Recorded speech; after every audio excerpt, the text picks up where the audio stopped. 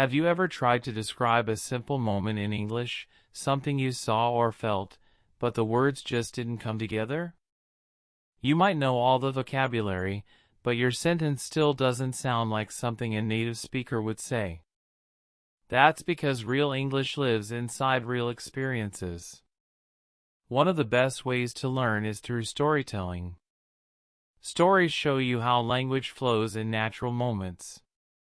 If you're learning with us, like this video, leave a comment, and subscribe to TrueTalk. The train pulled into the station with a low hum, and Tara stepped inside. It was early, but the metro was already full. People stood quietly, holding onto silver poles. Others sat with their heads down, eyes on phones or books. The doors closed behind her with a soft click, and the train started moving again. She found an empty seat in the corner and sat down. No music. No talking. Just silence and speed. Outside the window, the lights of the tunnel flashed past in a blur. Red. White. Gray. She didn't look at her phone. She didn't pull out a book. She just watched.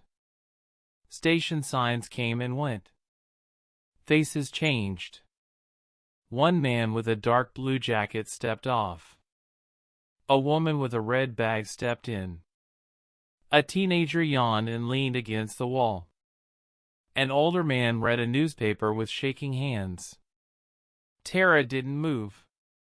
She sat with her hands folded and eyes forward, just looking, not at one thing, but at everything. The train curved slightly, and the sound changed. It became louder, more hollow, like rushing wind through a narrow pipe. The floor vibrated. The lights above her flickered for a second, then returned to normal. She looked across the carriage. A young woman was fixing her hair using the black window as a mirror. A child was counting the lights on the ceiling with her fingers. Two students near the door whispered something and laughed. Tara didn't smile. She didn't frown. She just kept watching. The train stopped. The doors opened. New passengers stepped in. Others stepped out. The movement was quiet but constant, like breathing. She liked that. No one made eye contact. No one tried to speak. Everyone was moving, changing, flowing, but inside, it was calm. She realized she was in a moment that didn't need words. The train didn't care where you came from. It just kept going forward, stopping briefly, then moving again.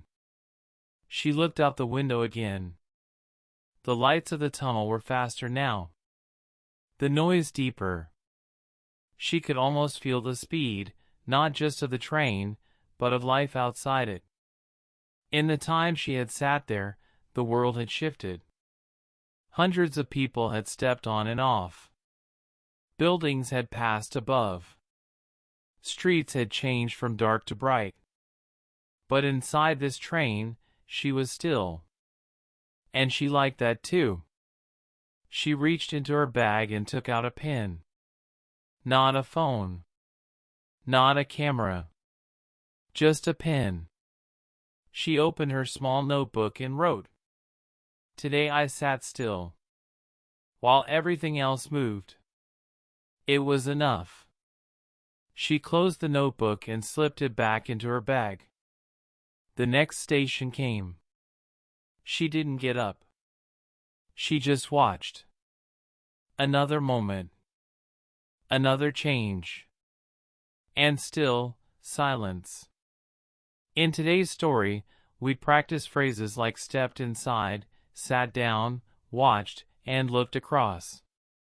These expressions are useful when describing quiet moments or movement in public places.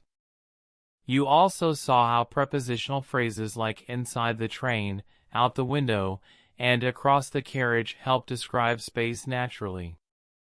We use the past simple to follow a clear chain of actions: sat, watched, wrote, closed, all used in real context. We post English stories like this every day on TrueTalk. If this helped you feel the rhythm of natural English, please like the video, subscribe, and leave a comment with your favorite phrase from the story. See you in the next video.